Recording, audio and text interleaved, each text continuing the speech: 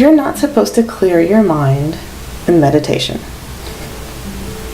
How many times have you heard someone say, as you meditate, breathe and clear your mind?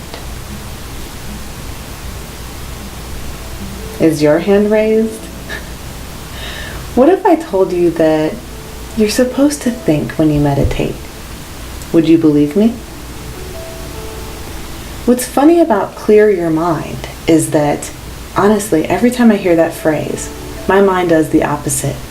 I hear clear your mind, and instantly all the things that I worry about, think about, feel, smell, touch, all the things seem to force their way into my consciousness. It's kind of like when someone says, whatever you do, don't look up. What do? You look up. Or at least I do.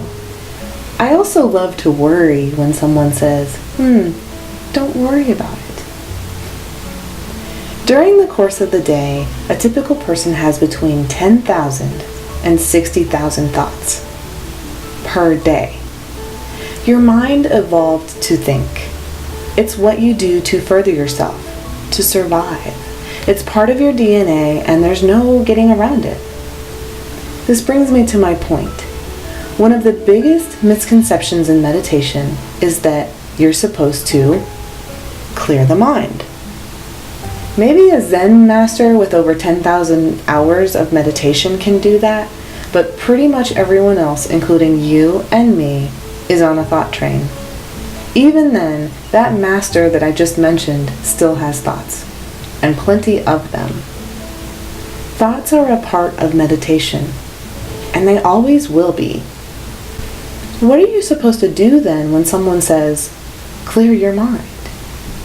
Well, you can treat it as an invitation to breathe, to settle in, and begin to observe. More on that in a minute. When you begin to meditate, you should always have a focus. It can be the breath, the body, a mantra, a candle, or something similar.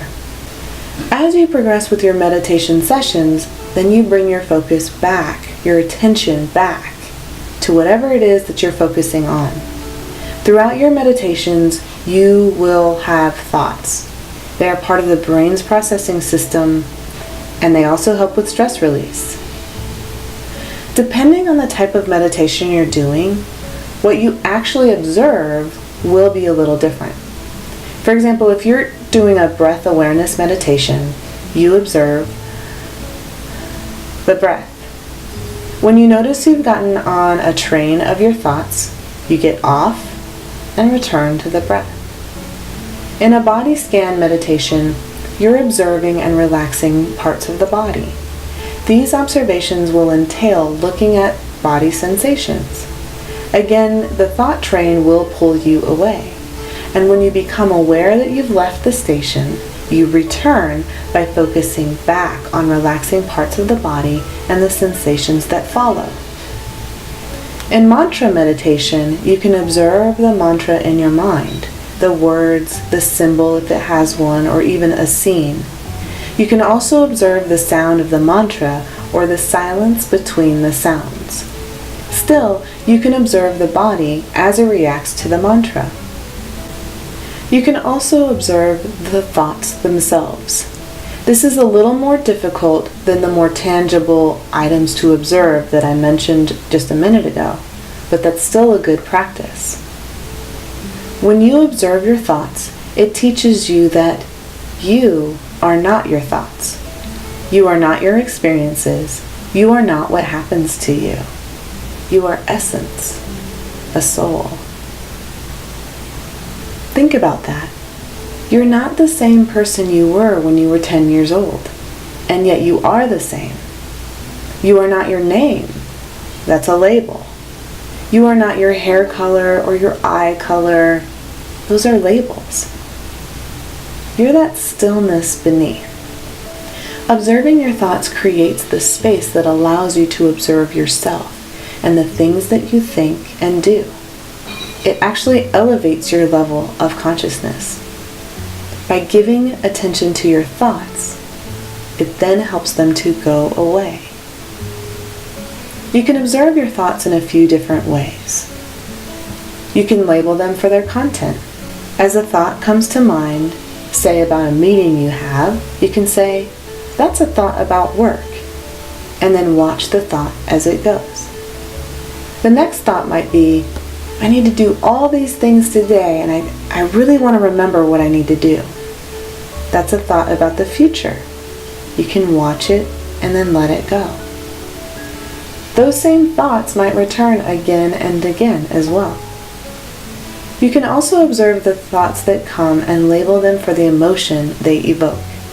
For example, if you're worried about a project, you can say, "That's a thought about worry," and then let it go. If something big is happening in your life and you can't stop thinking about it, you can say, "This is a thought about anticipation," or "This is a thought about happiness," or "This is a thought about anxiousness." And then you can let them go. All meditations are good meditations. Your brain state changes as soon as you try your very first meditation. It's tempting to label your meditation, isn't it? "Oh, this is a good meditation. Wow, this feels really challenging today." You can put these labels to rest. Some days you will feel like you go deeper with your practice.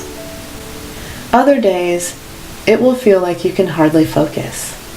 And yet, it was still a good meditation. If you find yourself comparing one meditation session to another, acknowledge those thoughts. "Hey, yes, I see I'm comparing." Or, "That one did feel better, but okay, I'm going to let that go." When you acknowledge the thought and then let it go, you're able to move on and refocus on your meditation. And you also know that you're doing just fine.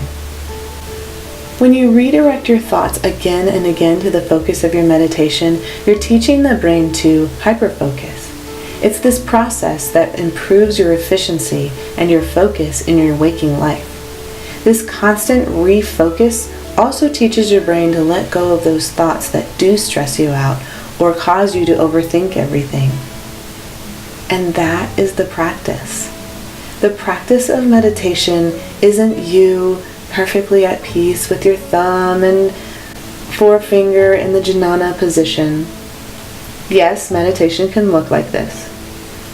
But meditation itself is coming back to your focus over and over and over and over again, no matter how many times it takes. And it works. This is how I personally have been able to overcome my own anxiety and stress. I still get anxious thoughts. I still get stressed out. But the practice of always coming back to my focus means that I can redirect those thoughts into more peaceful pastures. And then I can let them go.